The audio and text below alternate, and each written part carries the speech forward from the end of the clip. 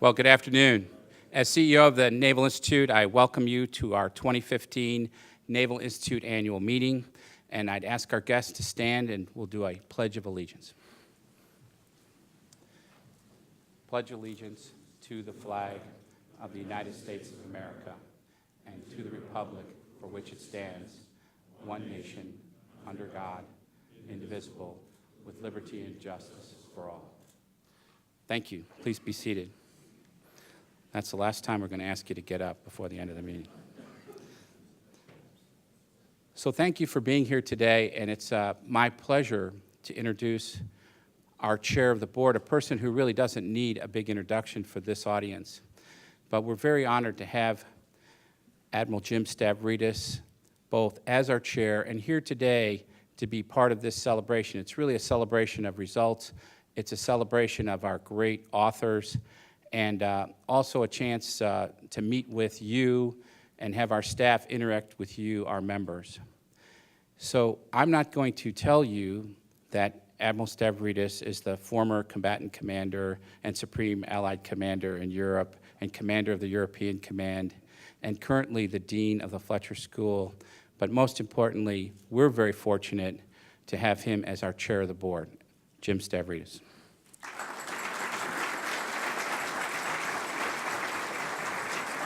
Thank you. Well, good afternoon, everybody. I think this is the first time we've done this here in this venue in a while. We had been doing it downtown. That was terrific.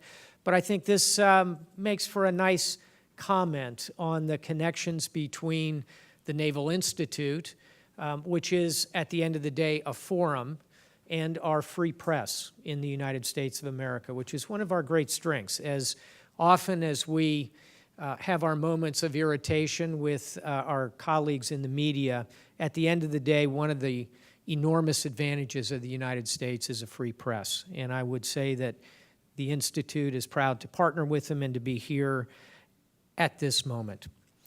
I'd like to also recognize some wonderful folks that have helped sponsor us, and these are two organizations that are well known to all, but here with us today from USAA, I think we've got Mark Hildebrand and Gina Jurek who are here. Thank you very much. And from Northrop Grumman, one of the leading defense firms in the country, indeed in the world, I think we've got Vice Admiral retired Mark Skinner is here somewhere, which is, hi Mark, good to see you. And thank you very much for the sponsorship from a really terrific part of the United States. Coincidentally, I gave a speech this morning to Northrop Grumman leadership. And I can tell you with authority that they are part of the team that creates defense for this nation, as are all of the leading defense firms. So again, thank you to them. Thank you to USAA. I think we all have our, at least in my case, my 42-year card in my pocket. What a year it's been, and I'm not going to speak at any length because we have some marvelous speakers who are set up and teed up and ready to come, including the Vice Chairman of the Joint Chiefs of Staff, Admiral Sandy Winnefeld. But it is worth pointing out that even as we hold this event today, we saw the arrival of the Theodore Roosevelt and the Normandy, along with other U.S. combatant warships off the coast of Yemen. We have other ships operating globally. Pete Daly sends me the Where's Our Navy Today slide frequently, and I'm always struck by the turbulence of events in today's world. And the arrival again of a carrier and a shotgun off Yemen is certainly yet another indication of the continuing relevance, importance, and indeed fundamental quality of the United States Navy, Marine Corps, Coast Guard, and of course our Merchant Marine brothers and sisters. I'll also point out this year that we have a new strategy for all of the sea services. We've rolled out Cooperative Strategy 21, and I think it's a terrific document. If you haven't read it, you'll find it quite handily appended to the current issue of Proceedings. And it is a very effective and broad-ranging document. And I had a chance just a few blocks from here to host a conversation at CSIS, another good partner of the Naval Institute, between the Chief of Naval Operations, the Commandant of the Marine Corps, and the Commandant of the Coast Guard. It was a terrific event, really highlighting the continuing intellectual capital that's created by the sea services. And again, if I may, I think the Naval Institute has an enormous part of that. So many of the minds who think and write and read are part of this family as well. So it's always a marvelous event when a new strategy comes out. This, I think, is a very, very good one. I'm going to leave it to Admiral Daly, who I want to say is doing a brilliant job as the CEO of this organization. And please join me in a round of applause. I mean, you'll hear why, but oh my God.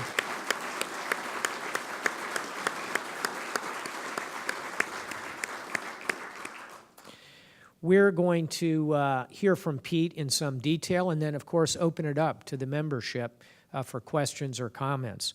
Let me do just a little bit of housekeeping, if I may. I think we have a slide, there it is, that indicates the results of the elections for the Board of Directors and the Editorial Board. So I'm very pleased to announce these results formally at this meeting. And I would ask first that the members of the Board of Directors and the advisors please stand. That's like Tim Keating and others, Admiral Dirk Debink, there they are. Please, congratulations and thank you for what you do for the Naval Institute. We have one director who is not present, who was just elected, and I simply want to highlight it in terms of the global reach of the Naval Institute. It's Commodore Fred Kacher, who is currently in Singapore, and will be transferring back here to the United States shortly, but he is also, and I think you'll see his name up there as well. We do have a departing member of this board, and I want to just highlight Captain Dave McFarland, who served on the board for many years and did a superb job for us as well. So that is your board of directors. Next, I'd like to highlight, and you'll see it also on the slide, the members of the editorial board. Can I ask them to stand, please? The editorial board, fully represented here today. And you know why they're not here? Because the members of the editorial board spend hour after hour reading all of those submissions. So that's where I'm sure they are. I myself served on that editorial board along with Dan Bowler and many others here over the years. And it is a lot of work to do all of that. But again, as you can see, we've had the results of the election. It's right here. And I am very proud that all of the members of this editorial board are doing a terrific job. I'm simply going to read the names of 5 members of the board who are pressing on, who are sailing on after doing their service on the editorial board. And that's Major Warren Cook, CMC Kevin Isherwood, Lieutenant Commander Andre Lester, Lieutenant Trevor Thompson, and Lieutenant James Billings, all of whom performed, if I may use this nautical pun, yeoman service in reading countless essays and really building the content every month of the Naval Institute proceedings. The third of our boards is the Board of Trustees, who have had a record-setting year in terms of helping with advancement, development, making connections for the Naval Institute. They've done terrific work, and if I could ask them to stand, and I saw at least one, Michael, representing them. And here's Dan Bowler. So please join me in a round of applause for them as well.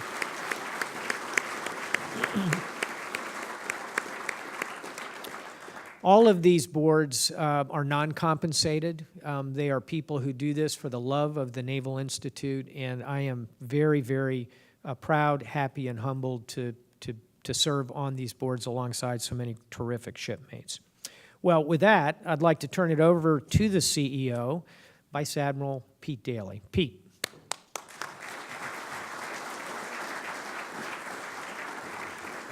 Okay. Well, again, good afternoon, and it's a pleasure to be here and a pleasure to see so many members here today and to be able to talk about what's been a wonderful year. With respect to the business of the Institute, which I'm required to give per the Constitution and bylaws, it's been a great business year. We had record net operating results, like all-time best net operating results. We had a record year for the foundation, something that Admiral Stavridis already referred to, and also we've got a positive bottom line overall of about $500,000. So we're very happy with that. But you know, business results are important because they allow us to sustain the mission of the Institute, and we always keep the mission in the fore. And so in that regard, I'm even happier to report that we've done so well on our 2012 strategic plan objectives and key strategies that we need a new plan because we've hit the targets. So we had a 3-year plan, and we accomplished the 3-year plan, and we're in the early stages now of developing a new strategic plan. So that's a good conundrum, a good problem to have. Member input will be key to this effort, and we'll be out to members with a survey probably in about 10 days. Give us a couple weeks, but I think it'll be 10 days. And we really value your input on this. We envision that we'll be out to members at the beginning for some, front-end guidance, and then as we go, we might do a couple how do you like our driving efforts, which we'll send out. The 2012 plan had 4 objectives, and the first one was about the open and independent forum and connecting to key audiences and enhancing the understanding of the contribution of American sea power. The second one covered our content, and it was about preserving history, but it was also about how do we develop content for the future, preserve it, and disseminate it, and make it available.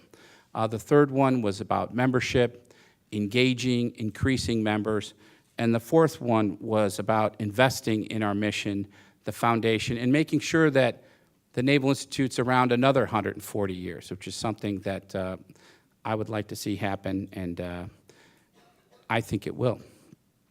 So objective 1 is, as I mentioned, is all about the forum and the contribution of many different individuals. And we really made a big effort in our 2012 plan to connect better and increasing our go-to status as an authoritative source for the media was one of the big strategies that was wrapped into that objective. And of course, USNI News has been hugely successful. We're up to 700,000 plus unique views per month on USNI News. So we took this thing from nothing to something, and now it's really something. And increasingly, USNI News has been a source of sources for news outlets and other news outlets like Drudge, Fox, CNN, BBC, AP, Reuters, and the Washington Post. It's also been cited by major media in 24 countries around the world, like Germany, UK, Japan, Australia, and China. So we're very proud of the whole effort for USNI News. We think it's been successful. A lot of you get it in your box in the morning. If you haven't said, don't send it.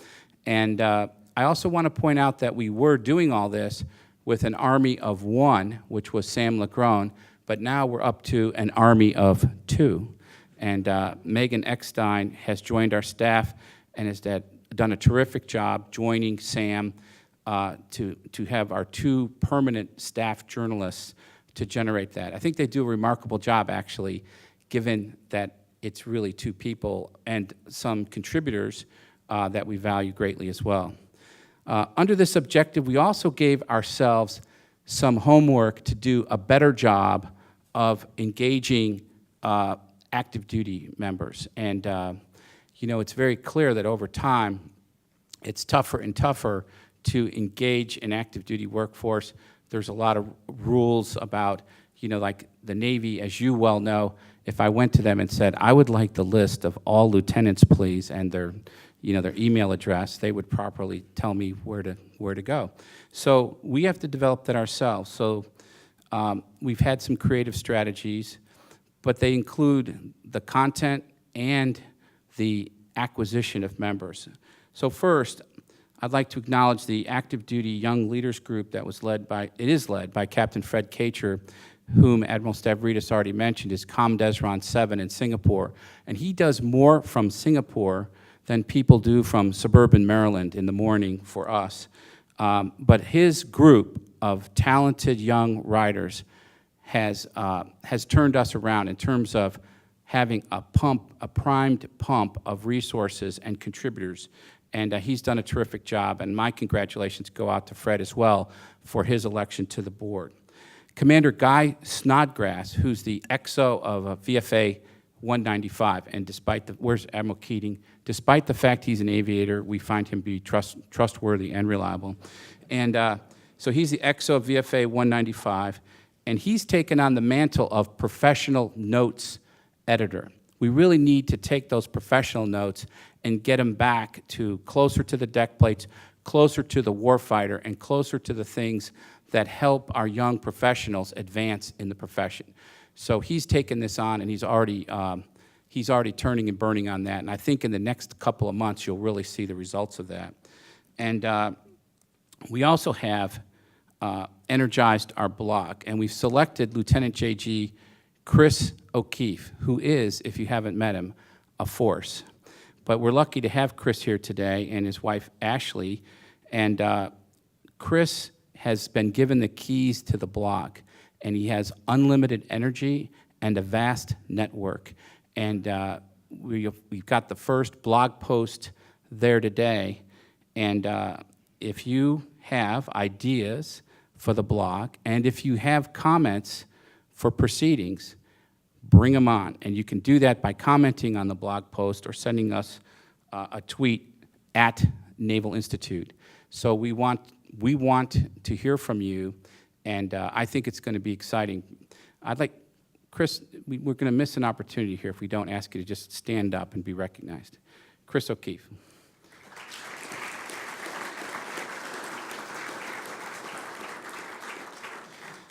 With the help of generous sponsors, our essay program is on fire. We have 8 essays now in place.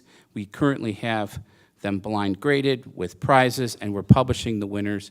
And we've also restored the general prize essay contest back to its former glory, which was one of our objectives in the plan.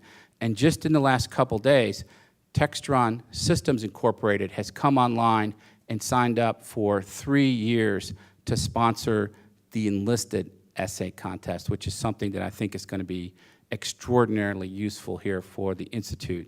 If you go back in history, we've done this before. We've been here before with the enlisted contest, and I'm always struck by the fact that a guy named, Chief Richard McKenna won in 1948, and then 2 years later wrote a little book called The Sand Pebbles. So, there's some talent out there, and there's even more talent out there today, because I don't have to tell you about the degrees and the level of, the whole raising of the senior enlisted profession to be writers and contributors for proceedings. It's funny, over the years we've had some debates about whether we should go to them, but I think they're going to come to us if we play this right. So very excited about that. We're also advancing our content in the conferences more broadly, and we've increased from 4 conferences a year to 14. And Admiral Stavridis already mentioned the collaboration with CSIS. We're doing a presentation with CSIS, who has a wonderful footprint downtown, and that makes it a tremendous collaboration. And we're doing every 6 to 8 weeks a topic. We call it the Maritime Dialogue Series, Navy, Marine, and Coast Guard. We've already done the service chiefs. We've done the rollout of the strategy with Admiral Stavridis as moderator. And the next one's going to be about the future of the submarine force with Mike Connor coming up in May. And we've asked Marine General Doug Davis to do a future of naval aviation along with the Air Boss, Troy Schumacher, for June. So we're trying to bring some of those topics and the detailed topics back into the Beltway instead of just the programmatic and budget type briefs, a different level of brief, and I'm very, very excited to see that work out.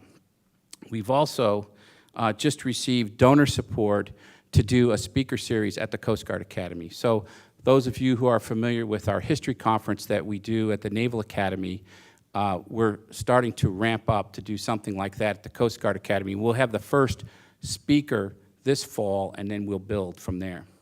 So that's pretty exciting. Of course, Objective 2 was all about content and publishing, and I'm happy to say that the digitization of Proceedings, Naval History, and all our oral history tapes has been completed. And it's pretty exciting. I mean, I used to drive home at night from Annapolis and think, am I going to be the guy who loses those 5-inch reel-to-reel tapes and they corrode or eat themselves? And it's really exciting when you think about the fact that the giants of naval history are on those tapes, and we have 20, 30, 40 hours of them in their own voice on these tapes. And that's now done.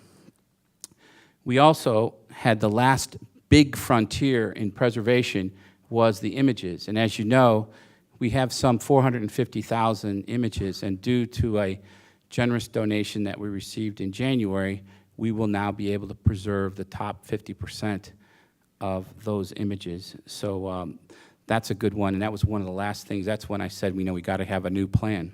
So it's a journey on the digitization front, because once you get all that stuff done, you realize that you still have a ways to go. You have to store it. And then to be a modern information enterprise, and the CEO of Cisco Systems was on the other day, and he said that within 10 years, whether they realize it or not, every company will be a technology company. So we have to think in those terms, and we have to be able to build things digitally, retrieve them, put them together, and deliver them in an entirely new way. It's going to change the Naval Institute. It's going to change our publishing operation. It's going to change anything that's done with media, but it's going to be very, very positive when it's done. On the way to this, there'll be some disruption.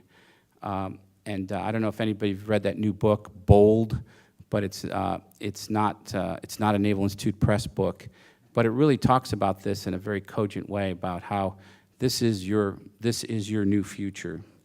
We're now at about 450 ebooks. We've implemented print on demand. We're going to deliver the memoir program within 2 months. Did you hear that, Rick? Okay, good.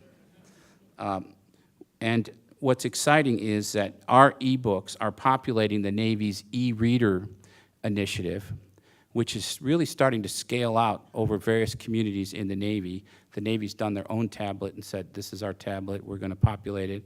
And also, for the first time, we have a e-book version of the Blue Jackets manual as part of the MCPON's new pilot program for e-sailor being conducted at Great Lakes.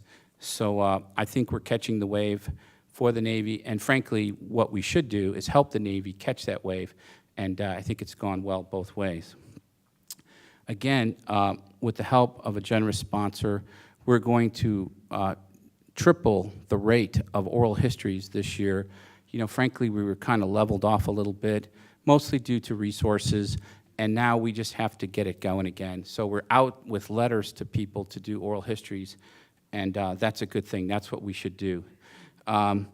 We're delivering a new app, because I've found out if you have an app and then you wait a while, your app's no good anymore, because the young people who really are using that app religiously to access our content, they're like, wow, that's so 2012, your app.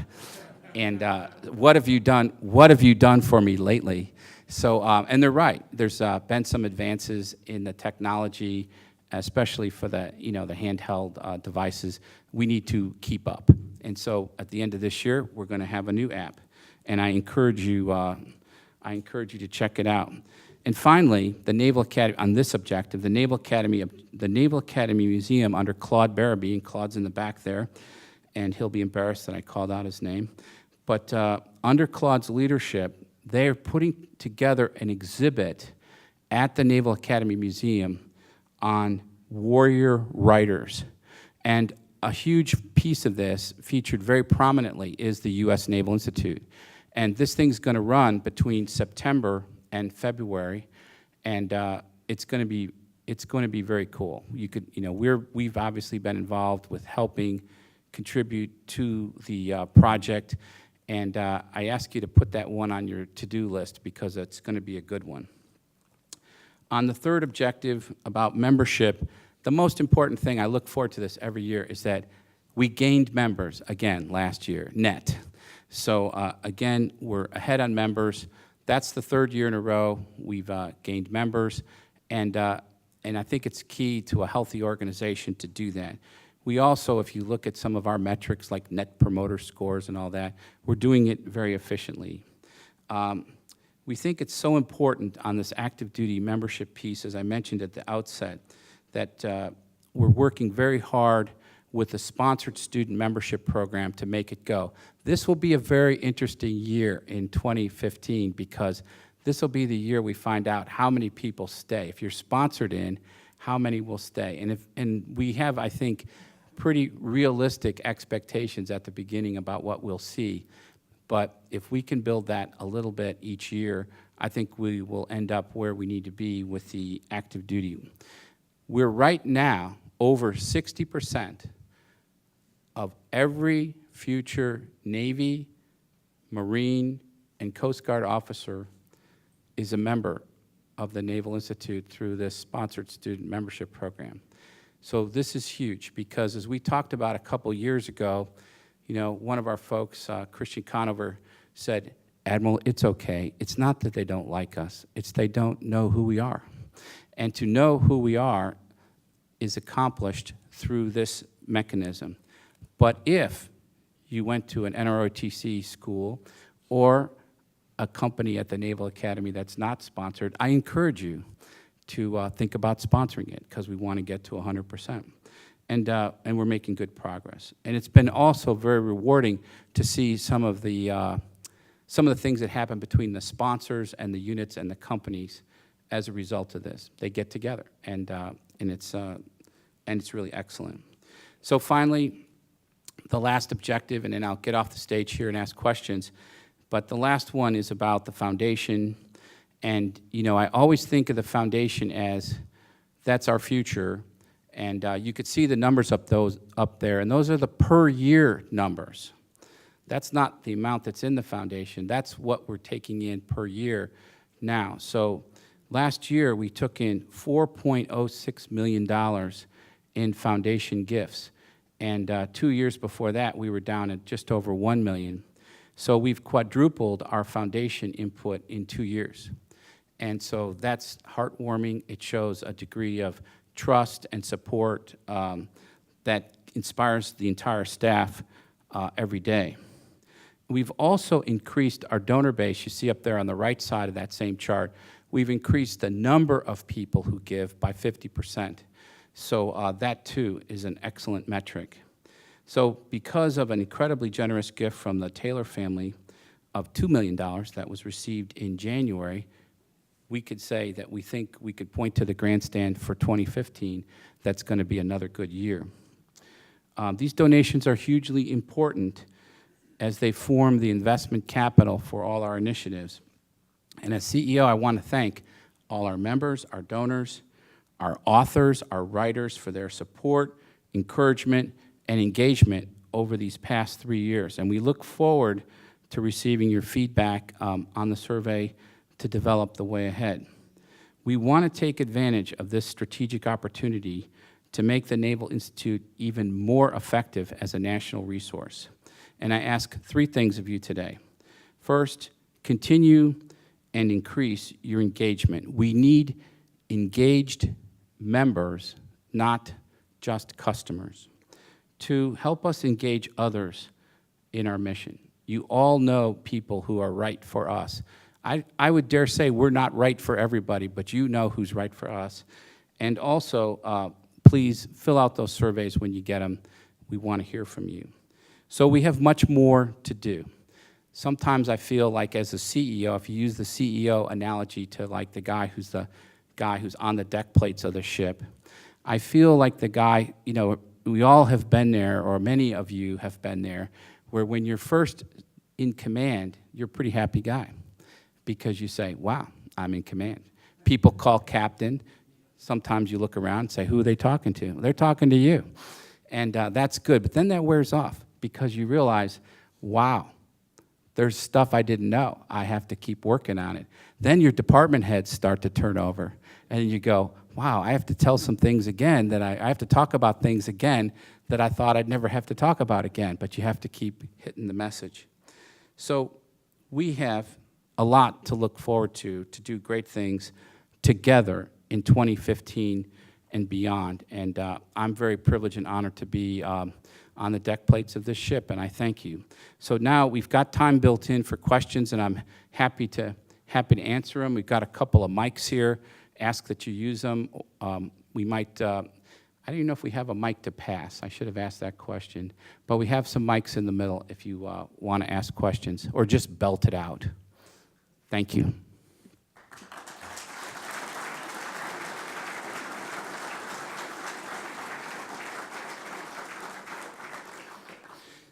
So I need a question, or, sir.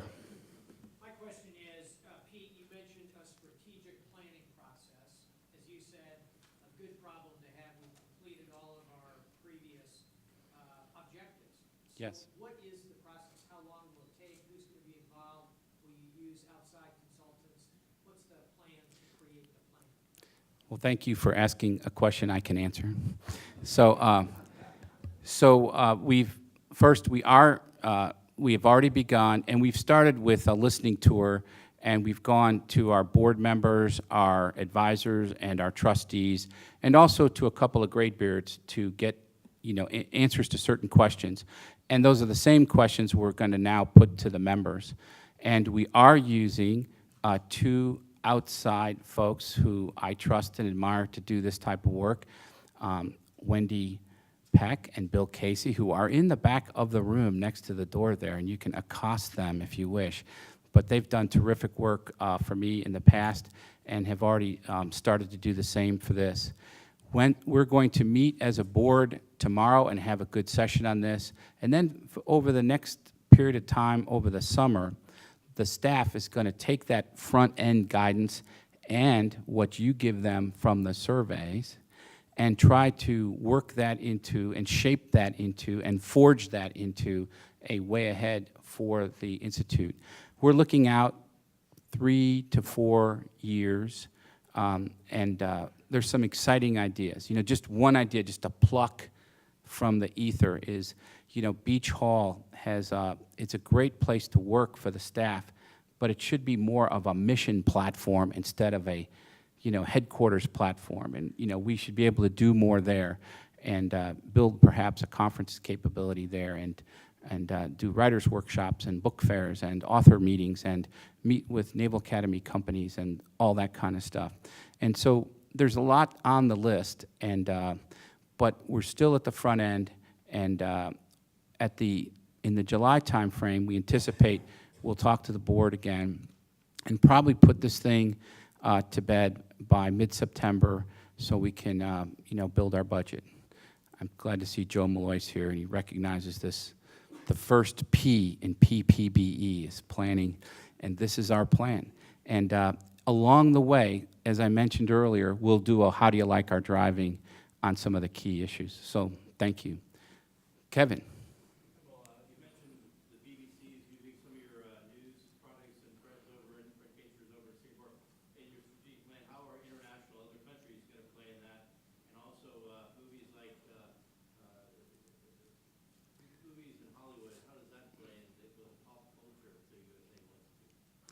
Well, thanks.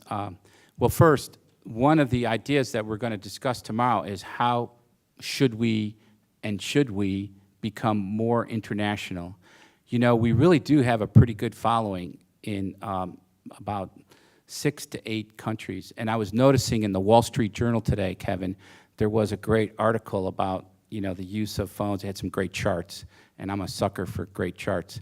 But it really showed that there was certain countries where over 75% of the people used a smartphone or a phone to access, the web. And those were all the countries that we're big in. So it's confirming that we need to be first and foremost on the web. And things like the app, I can't tell you. You know, we had people paying, you know, over $100 in postage for some of our products before, but now they can just get it in their hand. So that's helping. But we're going to discuss things like should we be overseas with some of our conference activity, and what should we do more here locally with attachés and involving others. So I think there's a lot to do there on the international front, but I don't want to get ahead of the process. On the movie side, there's a ton of interest, and I think we talked about this before, but you know, there was this gentleman who was the photographer on the USS Indianapolis, and his name was Sadivi. And he took innumerable photos of the life on the USS Indianapolis, you know, the heavy cruiser from World War II. But he also was summoned periodically to basically do what you think of as a combat photographer ashore. So he's got pictures of Guam, Saipan, Tinian, and they're not the ones you saw back in like 6th grade when you were studying history and geography. These are the gruesome pictures of war. Well, Sadivi sent all these photos home, and he sent them by the censors. He went around the censors and sent these photos home. And his aunt, when they found out that the ship was sunk, and he was one of the people lost, unfortunately, his aunt had all the photos. And she gave them to the 4-year-old niece and said, keep these forever. This is all that's left of your uncle. And now the niece has given the photos to the Naval Institute. And there's intense interest in these photos. And there's all kinds of interest from various folks who want to use these and fold them into Indianapolis documentaries. And we did a presentation last July for the survivors in Indiana, and you know, it was fabulous. And so I think there's potential there, and I think there's also potential for other stuff that we have to support productions. You know, I didn't know this until recently, but really what the Ken Burns type technique, where you take still photographs and you create the illusion of motion, you bring in Shelby Foote, you bring in, you know, another historian, you start to talk about it, you add the music, and you got something. And that's what's exciting about this repurposed and repackaged content. So I think, Kevin, we should be there with productions, and there's a bottomless pit of market for that stuff. So sorry for the long answer, but I think that's a good one. Okay, other questions? Sir?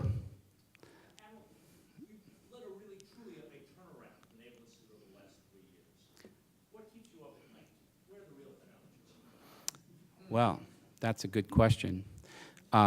Well, I think it's really Steve, thanks for asking that. First, you know, we need to keep up, even in tough times like we had, we need to keep up our professionalism and the quality of our product. And I think we've done that, but we can always do better. Second, as an organization that's built totally around this forum, we need people who really will read, think, speak, and write. And a concern that I have is that as we are now, you know, 40-plus years on with the all-volunteer force, there's a heavy careerist bent in the services, you know, and I'm part of the problem. I was there for those 40 years, and my entire career was wholly contained in that. And but it really, year on year, it got a little bit more that way, and it's hard to describe. Combine that with what you'd call maybe political correctness and some of the creeping politicization of the military. It's tougher and tougher, I think, to get those great articles. And so the essay contests have helped, but that keeps me up at night because I really want, and we really need to have those articles that are edgy and thoughtful and well-written. And frankly, you know, I served on the editorial board back in the 90s with people like Chip Gregson and Dan Bowler, and I relieved a guy named Stavridis in that slot who asked me if I would consider, you know, throwing my hat in the ring, and I'm so glad he did. But we see just a little bit every year, you see a little bit less. And you know you're in trouble when the admiral writes an article, but he has his PAO deliver it. So we have a new rule that if the PAO delivers it, we don't accept it. So, so we're really working on that. But finally, it's the financial health of the organization. You know, we took a big hit. Everybody out here in this audience experienced 2008, 2009, where your 401k became a 201k. And so we need to build that back up, and we are. I mean, you saw the foundation slide, and so I think we're on the right path. But I'd say those are the big ones that I think about the most. Thank you. Thanks for asking that. Anybody else have one? Just belt it out. I can hear you. There's a pretty good acoustics in the room. Okay. Well, if we don't have any other questions, I'm going to ask our awards guys to come up. The first one up is Rick Russell, who's going to do author recognition for the Naval Institute Press. And I, again, want to thank you as members. Thank you for coming today, and look forward to talking with many of you after the program today.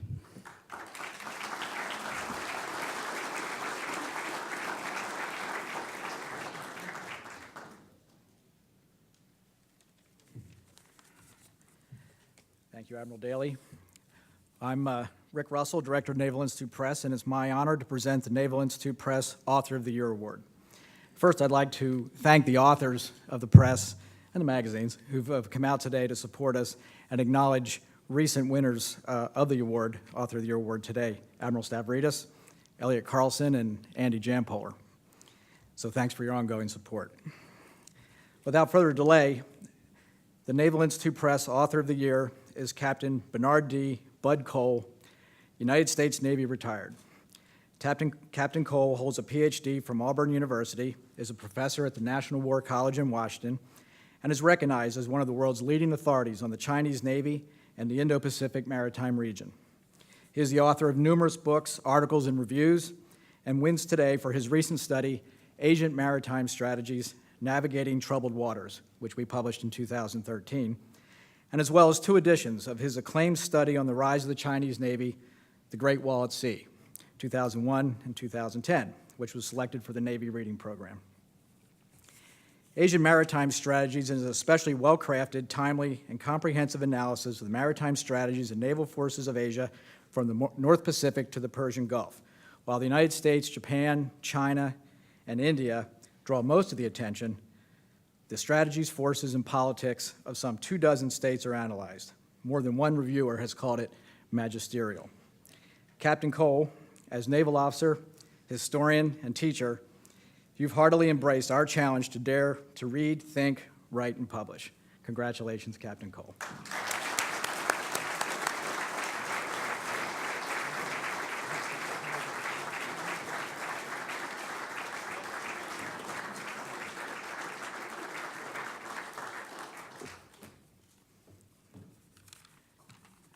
It's all yours.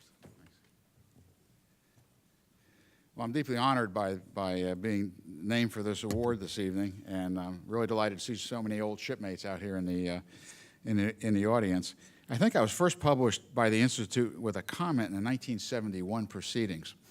And during the almost 45 years since then, I've been privileged to have contributed additional comments, book reviews, professional notes, articles, and 3 books to the Institute's discussion of U.S. maritime issues, a discussion I think is essential to the security of our nation. While my favorite published piece remains, I think, an article XOXO in the February 1982 issue of the Proceedings, I take the greatest pride in the 3 books that the press has published. And I don't want to start naming people at the press who've helped me so much because I'm sure I'll leave somebody out, but I do have to mention Fred Rainbow, who I think is already at the Institute when I published that first piece.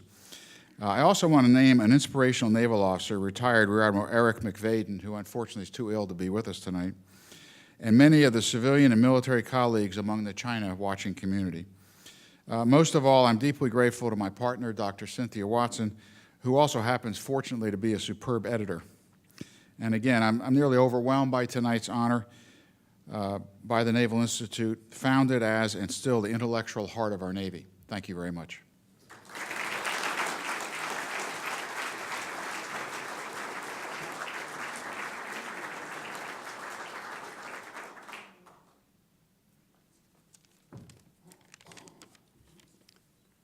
Good afternoon. I'm Richard Latour, Editor-in-Chief of Naval History Magazine.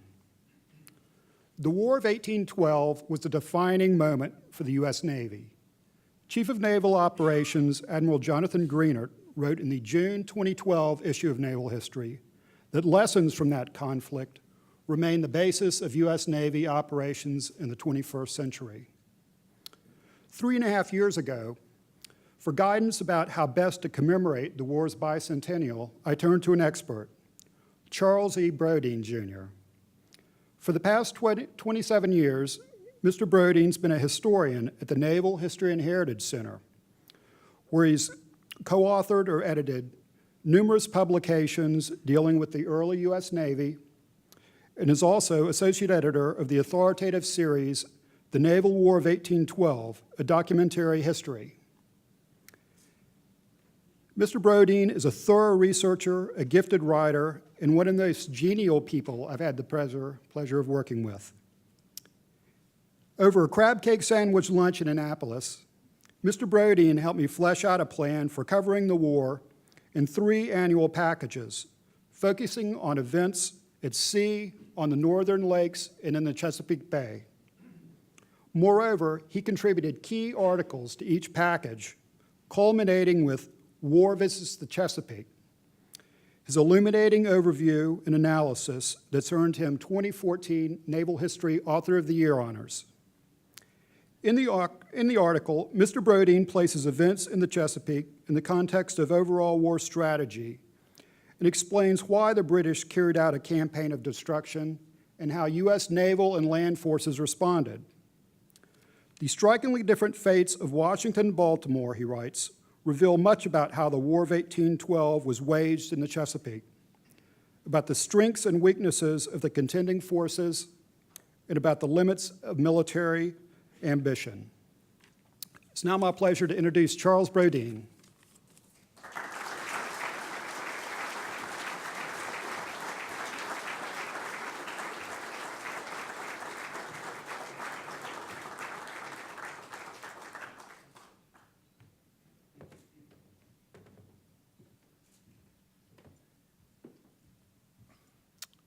Good afternoon.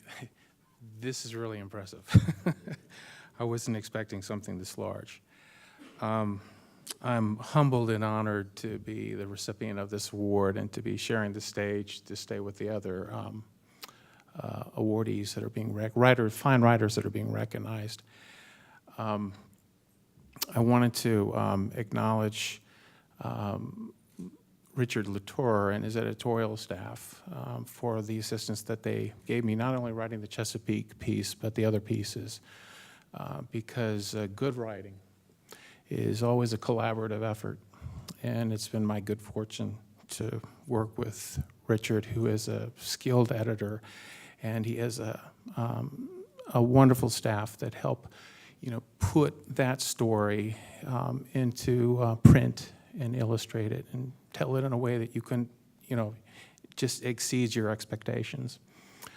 I'd also, of course, like to thank the Institute for this very generous award. There's an honorarium, a medal, a lifetime membership, and that's something that I will esteem for the remainder of my days. And in closing, what I'd like to mention is that for over 140 years, the Naval Institute has been publishing and disseminating history through the Proceedings, through Naval Press, and later through Naval History. It's taken collectively, that's really an impressive body of scholarship, and much of it is path-breaking, and I've benefited from it over time. And just in closing, what I'd say is it's been one of the great satisfactions of my career to actually be able to contribute in a small way to that. So thank you very much.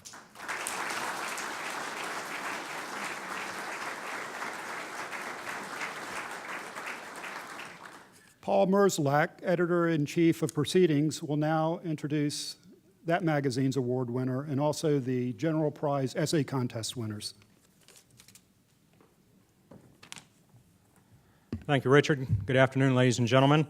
As I'm sure you all know, the lifeblood of our open independent forum, the pages of proceedings, are our authors. Without them, we would have nothing. They make the open forum go, and it's my pleasure today to recognize the Proceedings Author of the Year as well as the 2014 General Prize Essay Contest winners. Proceedings Author of the Year is Captain Arthur H. Barber III, U.S. Navy retired. Many of you know him as Trip Barber, for his 2014 articles, Rethinking the Future Fleet, which ran in May, and We Must Own Access, which appeared in the December issue. In Rethinking the Future Fleet, Captain Barber discussed the intricacies of fleet design and warned that the Navy's current process is unsustainable. At the present projected budget levels, he wrote, if we continue our current processes for setting the design requirements of future ships and aircraft, the service's size will shrink over the next 2 decades to about 2/3 of today's force structure goals. He pointed out that the future fleet is being built one platform at a time, an unaffordable tactic in today's fiscal environment. Fortunately, he comes through with a number of detailed measures needed to strengthen the fleet design process and reverse this dangerous trend. Later in the year, when he wrote, We Must Own Access, he reminded us that in order to maintain our long-term presence in strategic waters far away, the U.S. Navy must be prepared to fight and win the away game in contested waters.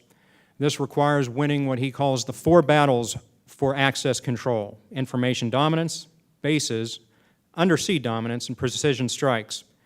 This will guarantee success over any anti-access or area denial attempts by an adversary. But those bad guys are playing in their own backyards, and they would need to succeed in only one of these areas in order to triumph. The United States, therefore, must be prepared to respond to any of these challenges, and we must win every time. Technology works both ways, and the A2AD capabilities that most threaten us all have the countering capabilities that are the most effective way to mitigate the threat and sustain the mission, he said.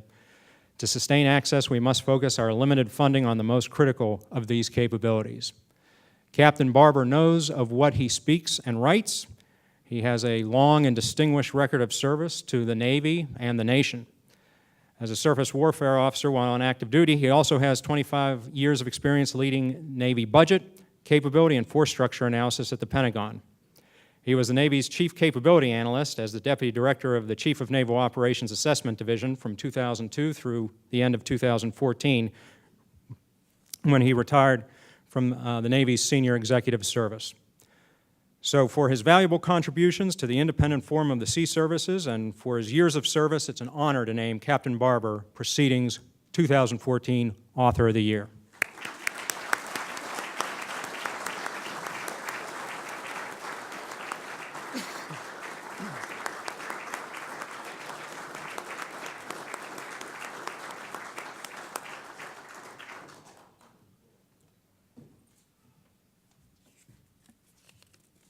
Well, thank you, Paul.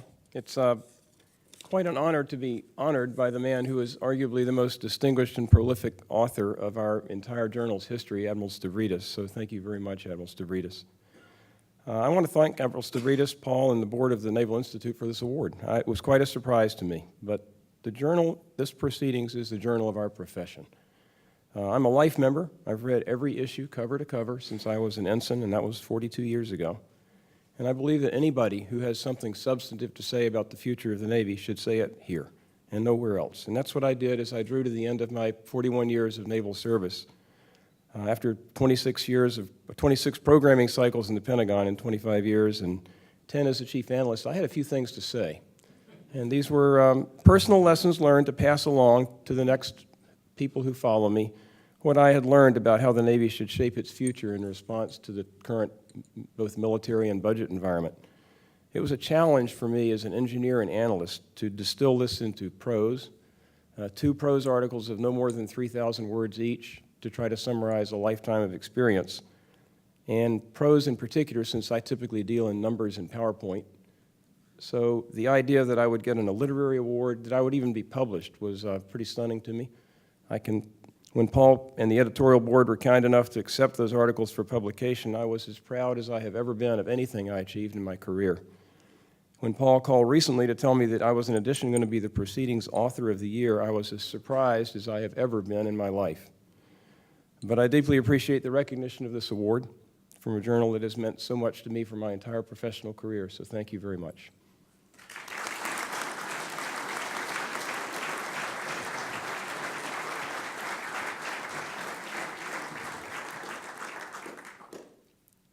One of the highlights of 2014, as Admiral Daly mentioned earlier, was the return of the General Prize in its traditional form as an essay contest.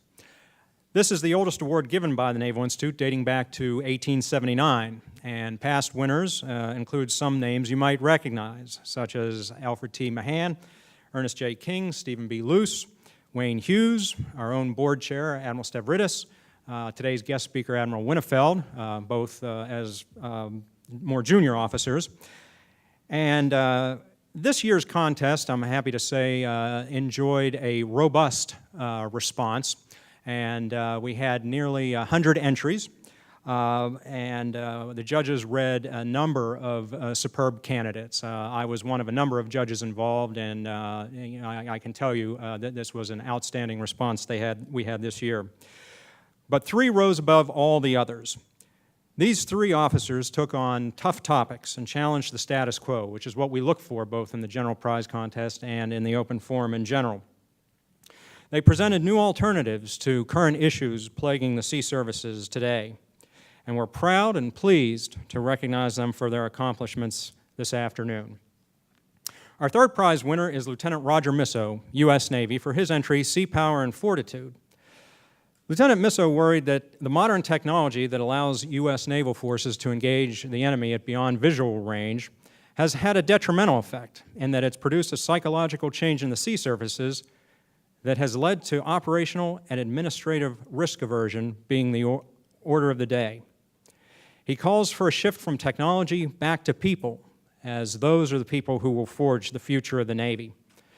The warfighting spirit of this generation is no less than its forebears, he writes, but it requires leadership built on trust and character more than it needs the bells and whistles of new technology that can keep us further from harm. The struggle for a courageous leadership that can invigorate the next generation will define the course of our naval service in this century, he says, certainly in the finest traditions of the open forum. Sadly, Lieutenant Misso could not be with us today, although not sad for him. He got married last Saturday and is away on his honeymoon this week, so when it came to a matter of priorities, annual meeting, honeymoon. Chose the honeymoon. That's okay. Smart officer. He is a naval flight officer in the E-2C Hawkeye and currently works in the Pentagon. 2009 graduate of the Naval Academy and the former director of the Naval Academy Foreign Affairs Conference. So please join me in a round of applause for Lieutenant Misso in his absence.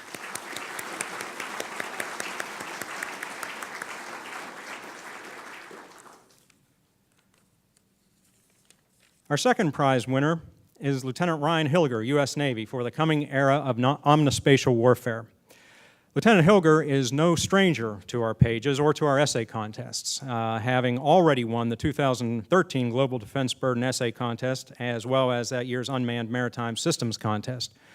He struck again this year in the General Prize Contest. His second prize-winning essay looked at the coming age of robotics, high-tech battle spaces, and what he calls omnispatial warfare, or warfare conducted simultaneously across all domains. What the Navy lacks today is not the technology, he says, but the ability to grasp the potential of autonomous systems and how they could reshape how we steam, operate, and fight. Equally important, though, is the awareness that our adversaries have the same capability and will exploit those as well. That warning, though, thoroughly underscores his call to arms for a new breed of naval officer, what he calls the cognitive warrior.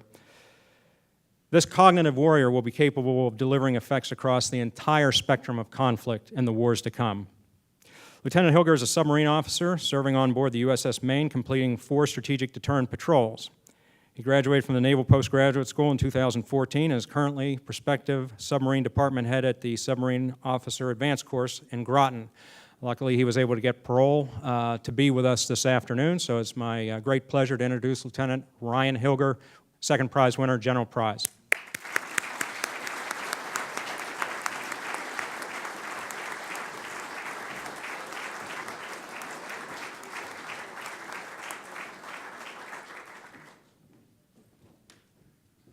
Parole is right. If it had started snowing again, I would have had to cancel my flights again to come down here.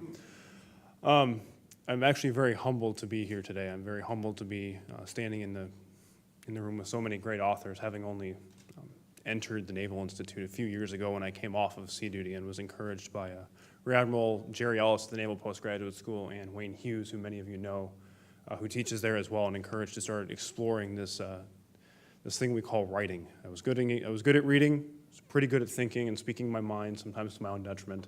But writing was a new form for me, and it's something that I've learned to start cultivating and developing. And every essay I've published here so far really only represents a datum in my stream of consciousness, and just a point for me to depart and continue my further thoughts. And so to all the writers out there, I encourage you to think of it in that way, that an article is really only a point in time as your thinking continues to evolve, and that's really sort of the discussion that the Naval Institute brings for the future of the sea services, and that discussion moves forward as we all think, contribute, and refine our ideas together. And I look forward to, as Captain Barber said, having an entire career ahead of me of reading Proceedings and contributing to that discussion. Thank you.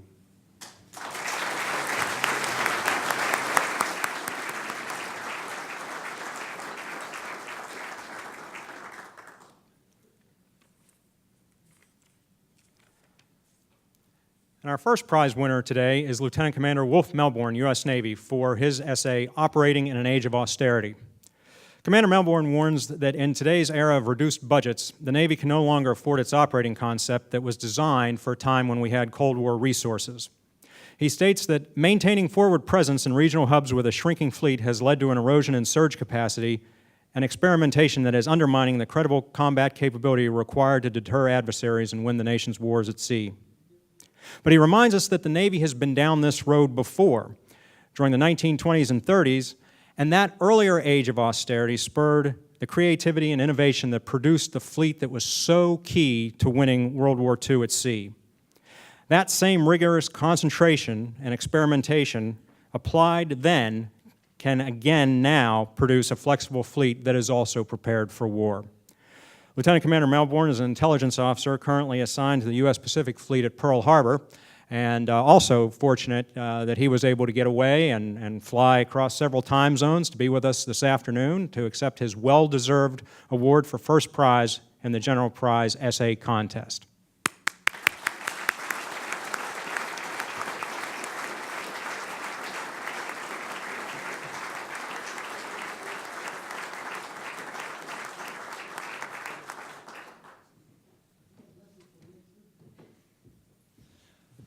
I try to live by a mantra of doing something that scares you every day, and I got to tell you, standing up here before you fine folks, that I think I've met my quota for the year. I'm also fully aware that I chose to write and not speak, so I'll try to keep these comments very brief. This evening is the latest stop of an incredible journey that began about 2 years ago when I stepped onto the grounds of the Naval War College. I had the great fortune of meeting a professor, Captain Ron Ratcliffe, who took an interest in a student lacking not in ideas, but in the confidence his ideas had merit and could make a difference. Captain Ratcliffe not only thought my ideas had merit, but that the Navy needed to hear them. He encouraged me to begin a journey to speak up and challenge institutional assumptions and conventional wisdoms. My first steps included writing this essay, Operating in an Age of Austerity. Our Navy today faces serious challenges, and how it responds to those challenges will determine not only the future of the Navy, but because we are a maritime power, the future of our great nation.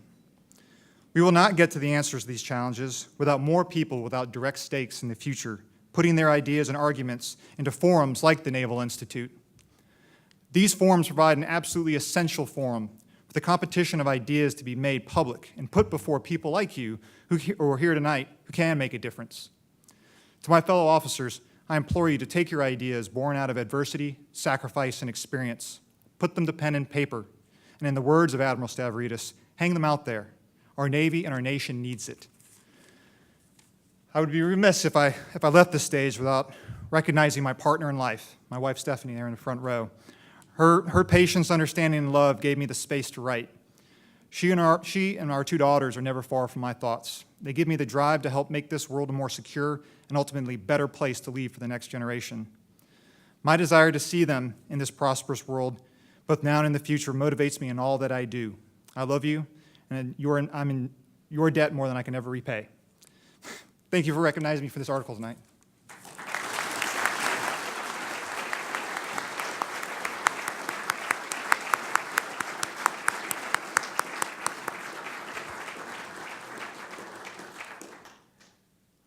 Thank you. At this time, I'd like to call Admiral Stavridis back to the stage to introduce this afternoon's guest speaker.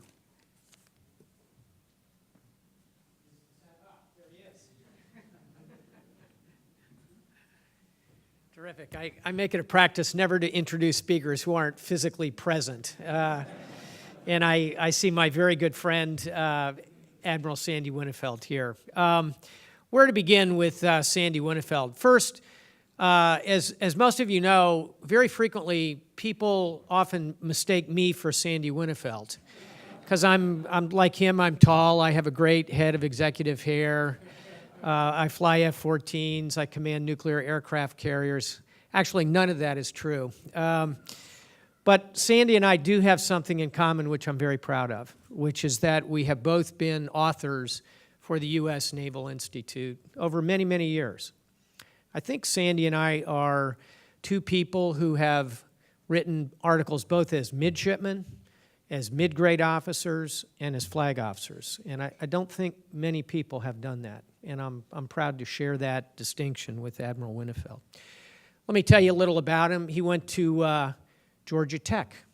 A lot of people would expect that he would have gone to the Naval Academy. I would argue he probably felt he wanted a real education. So he went to Georgia Tech, and his roommate at Georgia Tech, this is a fun fact to know, is the current Supreme Allied Commander of NATO. So I'm just picturing that dorm room with a future Vice Chairman of the Joint Chiefs of Staff and a Supreme Allied Commander of NATO, and wondering what they were serving in the cafeteria that led to that. Extremely impressive. And I was emailing with Bawana Breedlove earlier today, and he sends his warmest friendship to you, Admiral. Sandy and I actually have another connection, which is the Big E, the Enterprise. Sandy was her captain, and boy, what a distinguished line of commanding officers that ship enjoyed in her storied career. I was lucky enough to be the strike group commander embarked in Enterprise for over 2 years, and I think anyone who passes through the Big E has qualities of endurance and resilience, as well as a lasting affection for one of the iconic ships of the fleet. In addition, of course, he has commanded at every level. As a naval aviator, big deck ships, obviously the aircraft carrier, fleet, the whole thing, up to combatant command. He was combatant commander of Northern Command, which I would argue is in many ways the most interesting of all the combatant commands. It is a nexus of private-public cooperation and innovation. He was there but briefly because the nation called him to become the Vice Chairman of the Joint Chiefs of Staff, a position he's now held for approaching 4 years.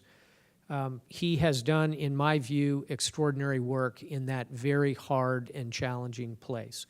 I was a combatant commander myself through much of that, watched Admiral Winnefeld navigate the treacherous shoals of the Pentagon and Washington and do it all with what Hemingway described as courage, defined as grace under pressure.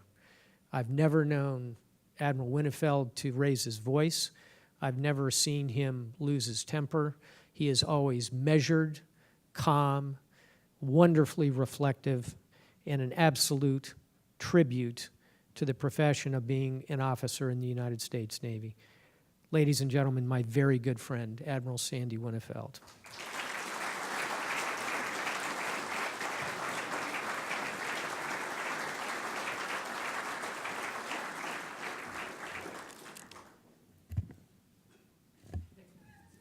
Thank you so much, Jim. As usual, you're way too kind. And I would say that you don't want to see that dorm room.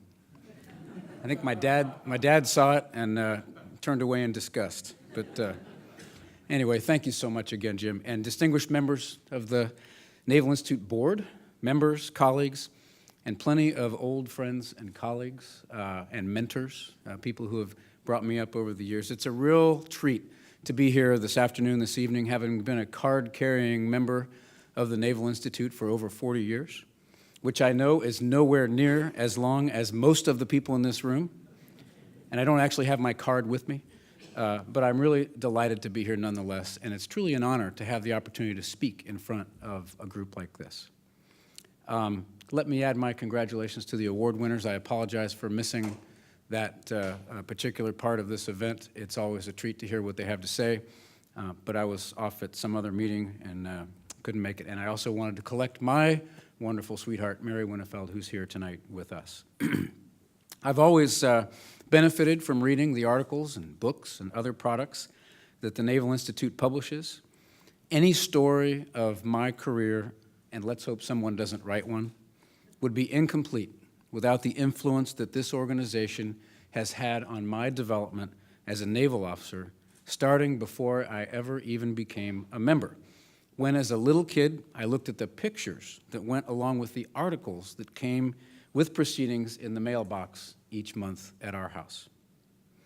I recall how excited I was to publish my first little article in Proceedings as a midshipman, a professional note way back in 1975. It was about NROTC recruiting, and it really wasn't very good at all. But a young editor named Fred Rainbow encouraged me and nurtured me and helped me, and somehow it happened. It was an utterly intimidating experience and a great lesson in the hard work of how to write, and by extension, how to think. Now, 40 years later, it's such a privilege for me to stand before the people who care the most about an organization that I've admired for so long.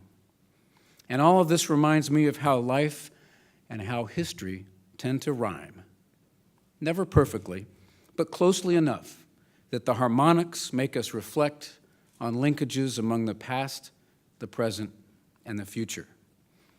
And so since I'm in the home stretch of a rewarding career built around and in our United States Navy, rather than give you a 45-minute speech on the future of the United States Navy, which I know you would really like to hear, I hope you'll indulge me if I reflect for just a few moments on some of the things that have rhymed for me over the years.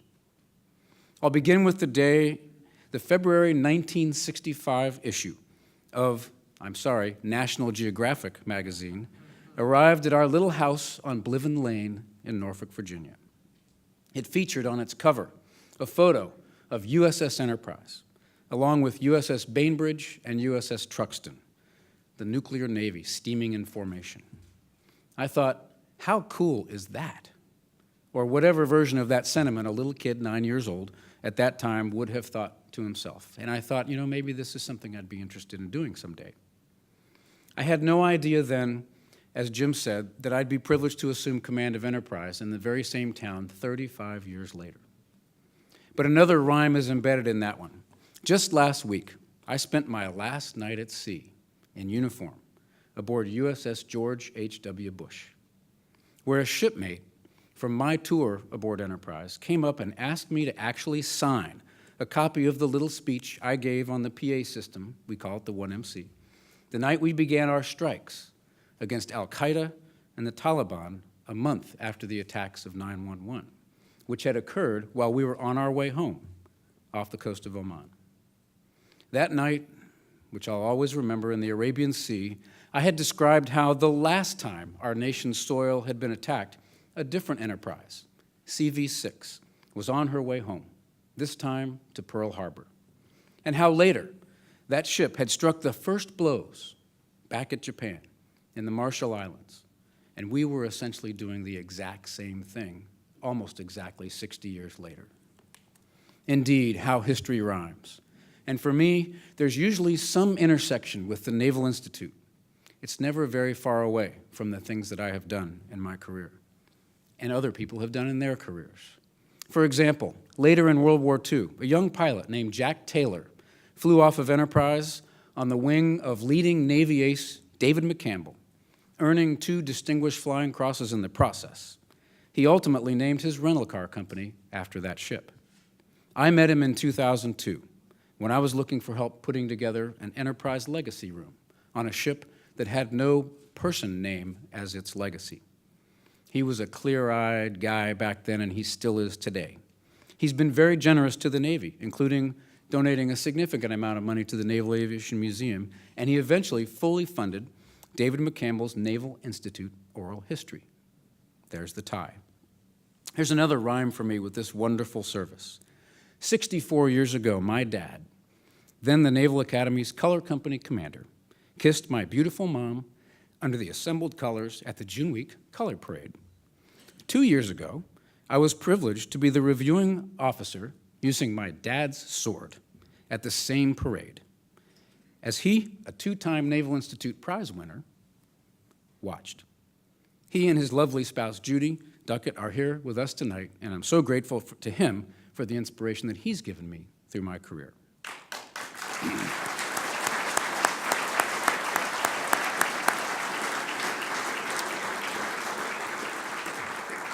But there's more to this rhyme as well. Then, just last fall, I was proud to be the reviewing officer during the first parade in which my son marched as a midshipman. And every time I drop that kid off at Bancroft Hall, I drive right by the statue of one of my father's classmates, former POW Vice Admiral Bill Lawrence, a wonderful gentleman, most of you know him, who was a mentor of mine years ago. So what a great honor it was for me to speak at the commissioning ceremony in 2011 for the USS William P. Lawrence, DDG-110. And of course, his Naval Institute oral history is an absolute treasure trove of integrity and physical and moral courage. Here's another rewarding rhyme. When I was a young lieutenant at the Navy Fighter Weapons School, you know it as Top Gun, around 1986, a certain surface warfare officer lieutenant commander paid us a visit. He was bright-eyed, full of energy, and wanted to know everything that we knew about defending ships from air attacks. I was really impressed. As it turns out, that kind of restless curiosity can actually go a long way. That officer was named Jim Stavridis, with whom I was so privileged to work at the flag level a couple of decades later, and who, of course, has been such a gifted writer and contributor to this great institute, and who, of course, is now its chairman. And the list goes on. But history not only rhymes for us personally, but also for our naval services and for our joint force.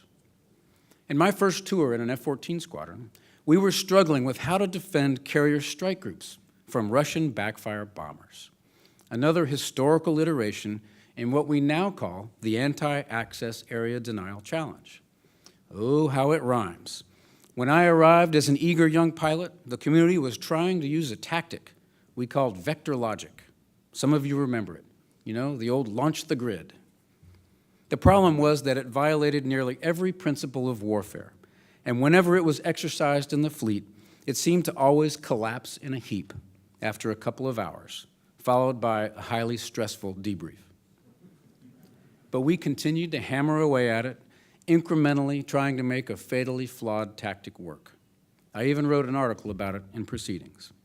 It brought me to an early realization that all too often, incredibly bright adults will work incredibly long hours trying to perfect fundamentally flawed concepts. I worry sometimes that many years later, we're living a rhyme of that final decade of the Soviet Union. The world is changing around us. Potential adversaries who care not for our rules-based international order are closing the gap on us technically by watching us in action or through their own developmental cycles or by outright theft. It seems so clear that the advantages in capability and capacity that we once counted on to overmatch the tyranny of distance and initiative are rapidly eroding in front of our eyes. It's been a long time since we've had a kinetic fight at sea. And the environment out there has grown incredibly hazardous, much more so than that final decade of the Soviet Union. And it's more hazardous in other domains as well, including air, space, and cyber. Not only are our potential adversaries beginning to pace us in the things at which we've become adept, they're doing so in asymmetric ways as well. Whether it's little green men in Ukraine or precious habitat being destroyed in the South China Sea to put new facts in the water, hybrid warfare is here to stay. But we've had a hard time accepting all of this. We tend to keep pressing incremental improvements to our long-standing approaches. But soon those approaches are no longer going to work. We're going to have to find another way. Rather than simply run away, we have to find ways to present potential anti-access and hybrid warfare challengers with new dilemmas. Fortunately, there are new approaches that are out there, and we need to expose them. Those solutions, in many cases, are going to have to overcome our warfare community's deeply embedded DNA and programmatic momentum and symmetrical thinking. We're trying to get at this through the Secretary of Defense's Innovation Initiative, including our emphasis on finding the third wave of technological offsets that are intended to trump our adversaries' strengths. But some of the best ideas are going to have to come from outside the formal system, and we need to hear them. There are other important operational questions out there. For example, we're really rapidly falling off the backside of a steepening theater ballistic missile defense cost curve, and we have to have more stimulated discussion about that. And the Navy's concept of the relationship between forward presence and surge capability, which is another topic that rhymes over the years, is ripe for a new discussion, which is why I was so happy to see it as the subject of this year's prize essay by Wolf Melbourne. While I might not go quite as far as Wolf recommends, we might need the pendulum to swing a bit more in the direction he suggests, while we make better use of the forward presence we do have through something that we're calling dynamic presence. But that's only the operational side. We also need to answer important strategic level questions surrounding how to fix our increased misalignment among the ends, ways, and means that we as a nation are assigning to the military instrument of national power. That implies a serious, high-level debate about what we hope to accomplish in a changing world in which our resources are shrinking. That debate has to include how we would prioritize what we defend and how we might allocate resources to ensure our most important interests are covered first, while we ensure that any additional risk, if it has to be taken, is taken in the interests at lower importance. Otherwise, the discussion will end in chaos. As some of you have heard me say before, it's about aligning ends, ways, and means at the strategic and operational level, and it's about innovation. Again, I believe the answers are out there, but it's going to take a lot of clear thinking and intellectual bravery and artful expression, much of it from our mid-career officers, to bring these new ideas to light. We don't have much time, and we don't always get the answers that we need out of our bureaucracy. So coming full circle, new ideas are what this great organization, the Naval Institute, is all about, and what it must reach even higher to foster.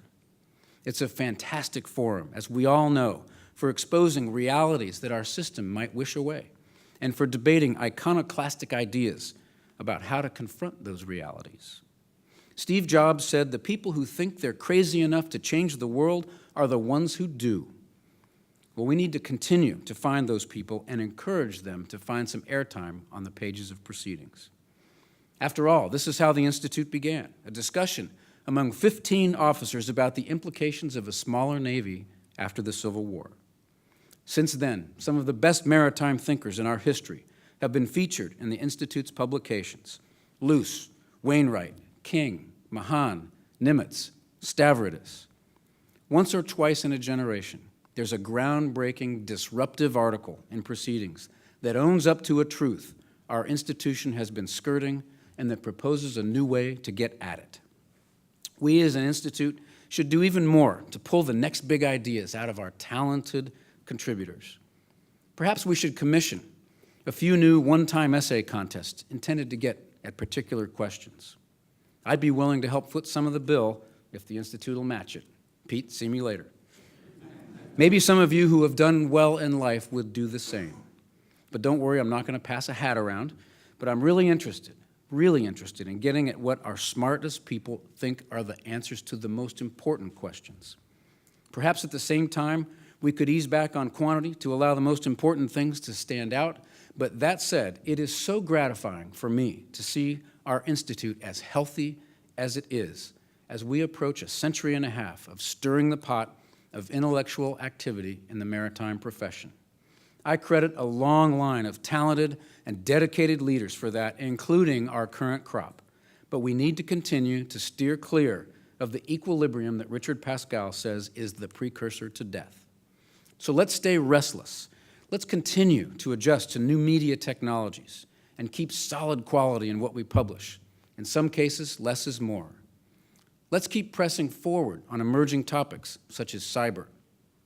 Is it possible that our Navy's progress in cyber, including Ted Carter's Naval Academy team's recent victory over all the other services in Cybercom's annual 3-day cyber defense exercise, is partly attributable to the emphasis on that topic that we've seen in proceedings lately? Let's also make sure we tailor our product to a new generation of members, the amazing millennials, who are growing up in a far different world than the one in which that 9-year-old little kid started this journey 50 years ago in Norfolk, Virginia. Life and history will surely rhyme for them as well, and I'm confident that their journey will be as rewarding for them as it has been for me. So thank you for allowing me to speak to you tonight. Please, Naval Institute, keep up the good work and reach even higher. And may God bless the young men and women out there on watch tonight for us who are looking after our safety and security. Thank you, and I would be very happy now to take a couple of questions, recognizing that I'm the only thing standing between you and a reception. So thank you.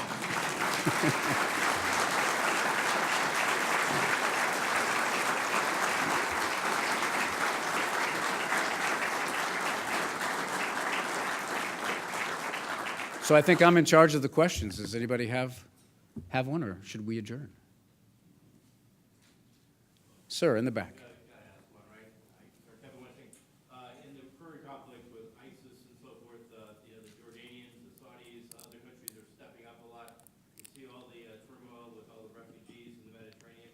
How do you see, with our future strategy, other countries sort of stepping up? How can we encourage them to do more so that they can cover areas where the U.S. Navy and the U.S. forces are not? Okay, did everybody hear that question? How are we going to encourage allies to step up? First of all, I would say that the approach that I take and the chairman takes towards, what's the touchstone of strategic decisions for us, has to do with, you can do this around regions, you can do this around threats, you can do this around capabilities, but we prefer to do it around what is it that we're expected to defend, and how do we prioritize that? And I would tell you that the highest things on that list, survival of the nation, prevention of catastrophic attacks on the nation, protection of the global economic system that ensures our prosperity. Fourth on that list is secure, reliable, and confident allies and partners. And as we find that our resources get tighter and tighter, we're going to have to be able to prioritize within a list like that, and there are 2 or 3 other things on the list below that. And what that means is that if you have something that's where that is on the list, we're going to have to ask our allies in an environment of dwindling resources to step up more to do what they do. And then you can get into anything you want to about prioritizing those allies, NATO, our Asian allies, our partners and friends in the Middle East. Where do they all fall out in terms of sort of selfish national interests? We can go after that.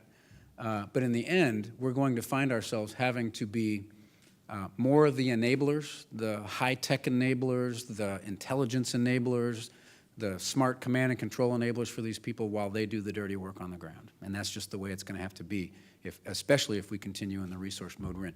So the long answer to your question is yes, we're going to have our partners step up, and they're going to have to realize that, and we're going to have to make them realize that they're going to have to do more for themselves. I saw a hand up over here. Sir. Thank you for your remarks. As a history museum director, I appreciate your comment about how history doesn't repeat itself, but it often rhymes. My question would be as we look at the next generation of sailors and beyond, how do we instill that sense of the importance of history, the importance of the lessons of history, and the importance of the naval tradition going forward? It's a good question, and I think we have to do that in a whole variety of ways across the entire force. So I would tell you from boot camp, where we do inculcate some sense of history and naval traditions into our young sailors. The barracks are named after ships and a whole host of other things.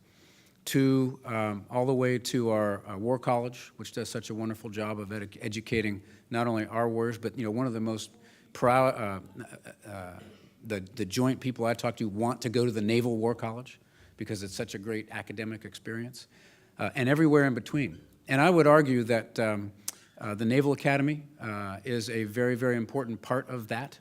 every now and then we get a little noise coming from various places that, gee, do we really need a Naval Academy? And I would argue, and I think Pete and I can argue very credibly as non-Naval Academy graduates, that we believe it's really important to have some diversity of thought in the officer corps, but you have to overlay that on a core of people who have grown up in an institution that savors the traditions and the history, particularly the history of our institution. So inculcating that wherever we can is something that we can't lose sight of. I think that the Institute does a very good job of that with the Naval History magazine and also the articles inside Proceedings itself. But any opportunity we have to ensure that our people know the deep sense of history of this institution is time well spent. Sir? Could you explain a little bit a little further about what you mean about the backside of the interballistic missile? Sure. The challenge we've got is that we're trying to use $11 million missiles to shoot down $200,000 missiles. And you can't do that for very long and stay in business. So there definitely is a place for regional ballistic missile defense. Don't get me wrong. We have certain very precious things that we have to defend any way we can. But we can't indulge ourselves in trying to put an umbrella over an entire region with that. It's just not going to be affordable anymore. So we have to be innovative. There are things out there like the railgun, directed energy, that sort of thing, that we're going to have to start getting after, along with other techniques like passive defenses, agility, camouflage, hardening, those sorts of things. It's just a cost curve that we're going to lose. We ought to take a close look at that, and I would argue that some of our theater ballistic missile defenses we need to start bringing home to defend ourselves from an increasing ballistic missile threat that could be facing this nation. And I don't mean intercontinental. I mean things like depressed trajectory, SLBMs and the like. I don't want to get too technical. So there is a role for regional ballistic missile defense in the conventional sense, but we're going to have to start thinking out of the box if we're going to stay on the right side of that cost curve. It's a good question. Ma'am.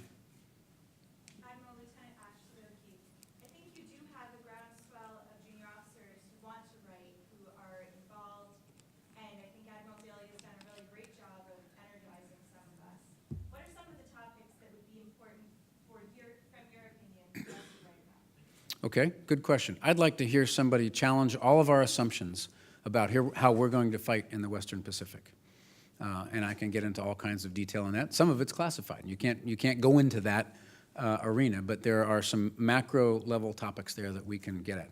I'd like to see some of our really bright strategic thinkers get at the where we are on the balance among ends, ways, means, risk, and our security environment. Because among those 5 variables, if one of them changes, it perturbs the balance and changes the rest of them. So if the security environment declines and your means decline, as they are today, well, there's the only give in the system, unless you want to accept more risk, is in your ends and your ways. And so we need creative thought on how we're going to approach those problems rather than just ask for more money, because it's not coming. That's another topic. And there are a host of other strategic and operational level topics, such as the balance, as I mentioned, between surge and presence, and how you can get more out of the presence that you have. For example, right now, we have sort of an entitlement system where we give a combatant commander a certain amount of stuff, and that combatant commander grabs it, hangs on to it, and says, this is mine, and you'll pry it out of my cold, dead fingers. Unless you have a guy like Jim Stavridis who leans forward and says, I'll lend that to AFRICOM for a while if he needs it, but I want it back. We could probably be more thoughtful about how we tailor that presence around the world to have the right stuff in the right place at the right time, and then move it to the next place at the right stuff at the right place at the right time. That's the midterm vision for what we call dynamic presence. So I'd love to hear a junior officer talk a little bit about that. And there's no end of leadership topics. I would love to see an article, maybe we've already had one and I missed it, on how you lead millennials. Because I get a lot of people coming up to me and go, aren't those millennials a pain in the rear end to lead? And I tell them, no, they're perfect for us. They have an ethic of service. They want to do something that makes a difference in the world. They're incredibly technically adept. You talk about hand-eye coordination in an F-18. I couldn't touch it right now, but my sons could go out there in a heartbeat with what they do with Xbox. they do want to move around in their careers. They like agility. Well, we offer that for sure. We all move about every 2 or 3 years. And a whole host of other things. How do you lead the millennial, and what is the post-millennial going to be? So that's just a few topics that we could use some help with. And the key thing is, what are the topics I haven't thought of? That's where the disruptive ideas are going to come from. So thank you for your question. Pete? One more? All right. All the way in the back? Somebody had their hand up back there. Is that Tim Keating? It is, John. My goodness. This guy should have gotten rid of me when he had the chance, but he didn't. Bunch of us run in circles that are interesting and different, and we are occasionally asked, what do you think about sequestration? How would you like us to answer that question? Do I have to be polite? I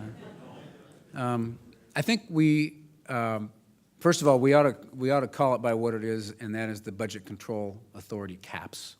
The sequestration is just the mechanism, which is horribly destructive in and of itself. It's the salami slice where you take the cut out of everything equally, which is, how do you buy 9/10 of a destroyer? But to get to your point, we have currently got a strategy right now that is expressed in the QDR.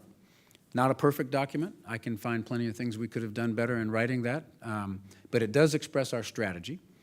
And one of the things you find in the QDR, for example, is a force planning construct that says, during peacetime, we'll defend the homeland, we'll do counterterrorism operations to defend the country, and then we will have a stabilizing presence in many regions around the world. And if deterrence fails, then we will defeat one adversary and deny the objectives of another. You can make a direct tie between the President's budget submission and the BCA level or sequestration level of cuts, and you can say, we can't do all that. We cannot do all that.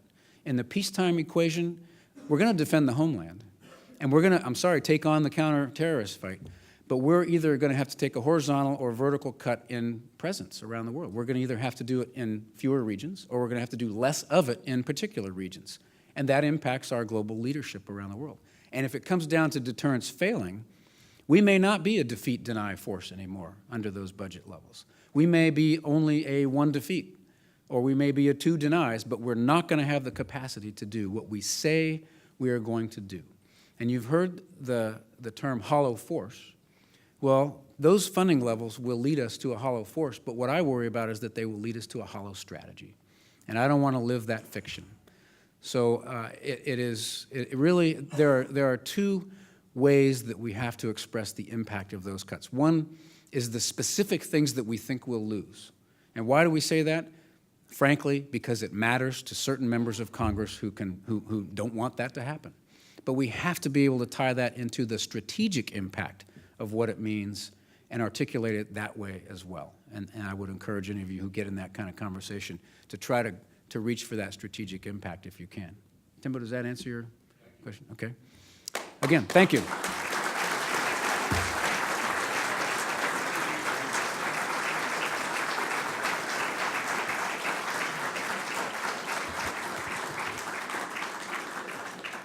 Admiral, those remarks were perfect. We thank you for your service as Vice Chairman.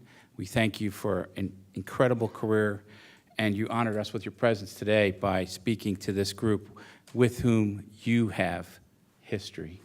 And I think it's fitting to give you a Naval Institute Press book, The Battle for Britain, the Inter-Service Rivalry Between the Royal Air Force and the Royal Navy for you. All right, thank you, Peter. Really appreciate it. Thank you. Take care. I know you got to close the meeting, right?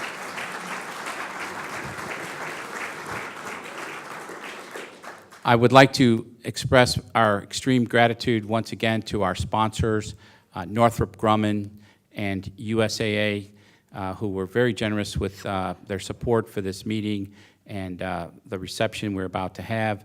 So we thank them again. And I want to thank our members for coming out today.